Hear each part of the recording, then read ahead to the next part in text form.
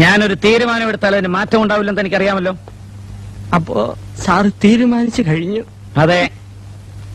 അല്ല, എനിക്കറിയാൻ മേലാത്തോണ്ട് ചോദിക്കുക, താൻ ആരുവാ? നാരായണ പൂരായടാ പോവേ. തനിക്കൊരു വിചാരമുണ്ട് താ ഏതോ കോപ്പിലെ വലിയ രാജാവാണെന്ന്. താ ഒരു പുല്ലുമല്ല. 1-2 ദിവസം ലണ്ടനിൽ പോയി ഏതോ ഒരു ഓന്തൻ റിച്ചാർഡ് സാഹിബിന് അരിവെച്ചു കൊടുത്ത് കിട്ടിയ കാശ് കൊണ്ട് ഒരു പഴയ കൊട്ടാരം വാങ്ങി അവിടെ ഒരു ആശുപത്രിയും തുടങ്ങി അവിടെ പ്രാന്തമാരെ പട്ടാളത്തിട്ട പഠിപ്പിക്കുന്ന ഒരു വിവരം കെട്ട പന്ന റാസ്കലല്ലേ താൻ. തന്നെ ഞാൻ 10 പറയണമെന്ന് വിചാരിക്കാൻ തുടങ്ങിയിട്ട് കാലം കുറയായി. താനൊക്കെ മറ്റേ ചിട്ടയുടെ ആളല്ലേ, മിലിറ്ററി. പക്ഷേ ഞങ്ങള് ജോലിക്കാരെ ചിട്ട പഠിപ്പിക്കുന്നതിന് മുമ്പ് താൻ തന്റെ മോളെ നിലയ്ക്ക് നിർത്തണം. യൂക്കാലിപ്റ്റസ് മരത്തിനിടയിൽ പരസ്പരം കെട്ടിപ്പുണർന്ന് മരം ചുട്ടി ഓടുന്ന 2 യുവ മിഥുനങ്ങളെ ഞാൻ കണ്ട്. തന്റെ സ്വന്തം മോളും തന്റെ ആശുപത്രിയിലെ വാക്ലനും. അനാവശ്യം പറയരുത്. അവരുടെ ആവശ്യം തനിക്ക് അനാവശ്യമായിരിക്കും.